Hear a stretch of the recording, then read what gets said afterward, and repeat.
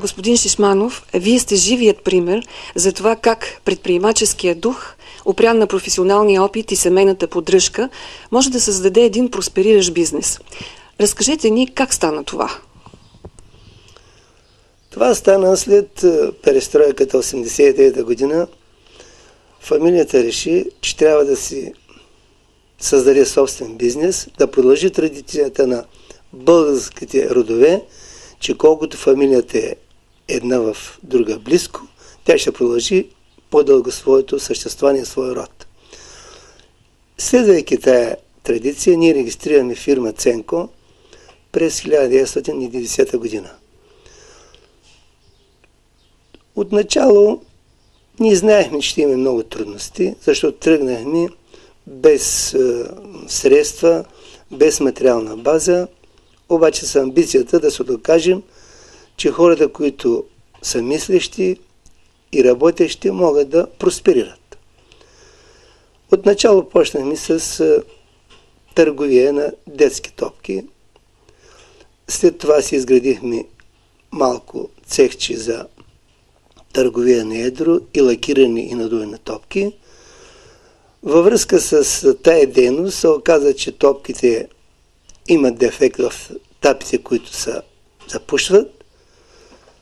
Ние създадохме един вентил, който го наложихме и благодарение на него фирмата, тия години, които вече изминаха 15 от нашата регистрация, се умя да наложи този продукт. Смятам, че ако всички хора помислят, че могат първо да заработят за себе си, а не да чакат някой друг да им заработва и да им дава някакви си заплати, те ми са дали 10 лева. А той не мисли как тези 10 лева се изкарват. Ако всеки помисли как 10 лева ще се ги формира като материален продукт, смятам, че всички ще бъдем добре. Защо се ориентирахте към производството на лозов посадъчен материал? По наше виждане това е една ниша, която към 2000-2001 година беше незаета в национален мащаб. Това е първата причина. Втората причина е, че притежаваме като фамилна собственост база, която е произвеждала в близко минало време точно лозов посадъчен материал.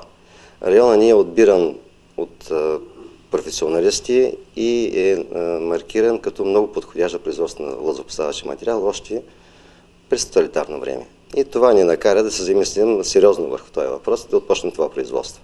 Производството на лозопосадъчен материал. Специфичното при нас, което е, че ние тръгнахме по традиционния за българите начин. Първо да почнем да правим нещо, а след това да се учим как да го правим. Ние тръгнахме по обратния ред, по ония ред, който го пише в книгите. Влязохме в контакти с Института по земеделие и семезнание Образцов Чифлик, Русия. Сключихме 15 годишен договор с тях за съвместна дейност по отношение на селекцията на лозата. В последствие влязохме в контакт с бившия Институт по генно инженерство, сега Агробиоинститут София. И на базата на тия контакти сключихме договор също 15 годишен за създаване и поддържане на едно маточно насаждение за производство на най-високата категория посадъчен материал, базов посадъчен материал. Или боли Тодорке ти като тадяшна, долу моето люби да срещнеш ти да му болео. Бадиш, че мая мама годила на друго любиме. Нила на друго любиме, Нила, много са добри ората. Надолу излягат, караца, у къщи улягат би.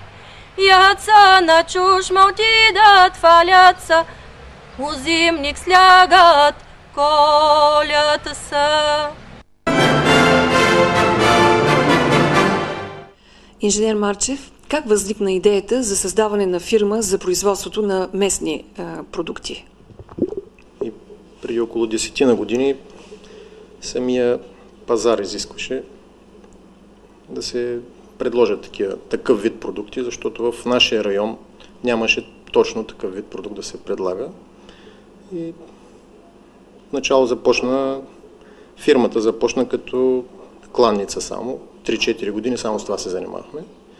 Изнасяхме трупно месо, колихме животни и изнасяхме трупно месо. От 1998 година започнахме производство и на колбаси. И специалистите сами си ги подготвяме, условията на работа също ние ги осигуряваме, но доста хора работят, справят се добре. Това е. А бихте ли ни казали къде намират приложение и най-добра реализация продуктите на месокомбинат Надежда?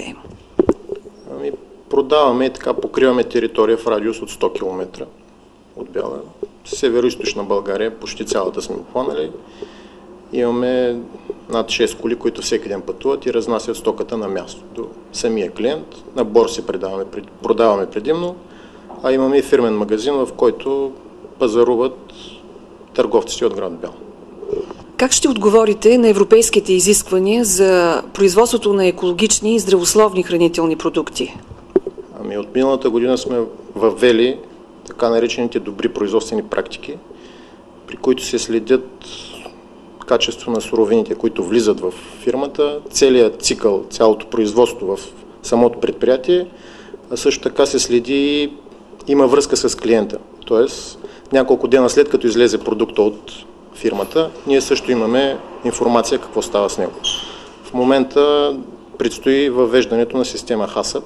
Това е също най-съвременната система в момента поне, която е също за контрол на храни. Да ви кажа едно време как се оженил. Марина, зарана става и вика, Марина, зламо, за дора да те ищат за келеш пенко от Гергия. Да кажеш, че го нищеш, баща ти отсича главата, като напили го отсича. Бъдал го Нанка и бяза го отсиче. Вечер да на Гергия старка му, уляга особата, кой не знал, ама накрая извика, ама ега момата да каже, кай исти ли Гергия, нище ли го? Ко да каже, ко каже тати, да, цълно ръка, голи пешкирите, както му ирдо. Ама те да кажат на Гергия, че за това да ме искат. Той бил на кошерата. Като се върнал за ранта и казали му, дет са дваждали мъжа, дет го сгодили. Вечеро, чакам аз на порта, иди Герги. Добър вечер. Да ти Господ здраве. То гледа на една страна, аз ровя с крако пепело.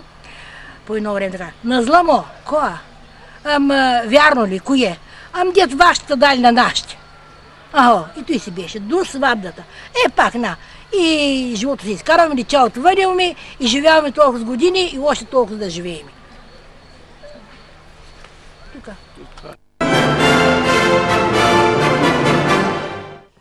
Господин Ангелов, как в трудните времена за нашето селско стопанство решихте да се занимавате с арендаторска дейност? Преди 12 години, когато се разпадна кооперативната система на земеделие, и аз останах без работа, тъй като работех в тази система, считах, че е по-логично да започна с земеделие в частния сектор, с дейност, която аз считам, че като професионалист разбирам и ми е по-на сърце, така да се каже. Отначало започнах с 1200 декара земя наета предимно от роднини и приятели, които ми имаха доверие. Полека-лека тя прерасна, за да стигне сега до 43 000 декара. Това е една изключително отговорна работа за нас, тъй като ако това е в Добруджа, би се сметнало, че е нормално, но за нашата Дунавска хълмиста равнина, в която само хълмовите са останали, равнината почти я няма, е много трудно. Затова разчитахме при всичко на професионализма, на доверието на хората, които са ни гласували. При нас винаги е било, отношението към хората е било честно и прямо и това ни е помагало да изграждаме такива отношения на доверие и на успеха. Още в самото начало беше много трудно, тъй като липсваше техника. Започнахме с един трактор от австрийската помощ. По-късно, вече с участието тук в САПАРТа, придобихме нова техника, ново превъоръжаване, за което надявам се ще сподели моя син, който е управител на фирмата в момента. Как успявате да обработвате толкова много земя? Агрофактор ООД продължава традициите, започнати от баща ми Георги Ангелов и ги доразвива в технологично и техническо отношение. За да се справим с толкова много земя, сме закупили разнообразна и многооперационна техника, която едновременно извършва няколко технологични операции. По този начин за кратко време с малко наброй високо специализирани кадри успяваме да работим, да извършим всичките необходими мероприятия. Какви култури имат приоритет в вашето производство? Приоритет имат зърнените култури. Това са пшеница, ечемик, царевица, слънчоглед и съвсем малко технически етерично-маслени култури. Значи имаме рапица за масло и лавандула. В днешните условия, за да успееш, са необходими опит, умения, знания, много кураж и упоритост.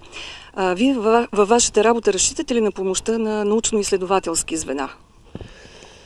Да, ние работим с някои от научните институти в България, значи с института в Генерал Тошево, работим с частни семенарски фирми, с големите световни компании, произвеждащи семена и посадъчен материал. Главата ма боли, мамо, главата ма боли, на главата песове, на песове ресове и отгоре пискюл, пискюл. Очите ма болят, мамо, очите ма болят, на очите очила, на главата песове, на песове ресове и отгоре пискюл, пискюл. Ушите ма болят, мамо, ушите ма болят, на ушите убици, на очите очила, на главата песове, на песове ресове и отгоре пискюл, пискюл. Гърлото ма боли, мамо, гърлото ма боли, на гърлото герданче, на ушите обрици, на очите очила, на главата песове, на песове ресове и отгоре пискюл, пискюл. Ръцете ма болят, мамо, ръцете ма болят, на ръцете пръстени, на гърлото герданче, на ушите обрици, на очите очила, на главата песове, на песове ресове и отгоре пискюл, пискюл. Кръщето ма боли, мамо, кръщето ма боли, на кръщето коланче, на ръцете пръстени, на гърлото герданче, на ушите обици, на очите очила, на главата песове, на песове ресове и отгоре пискюл, пискюл.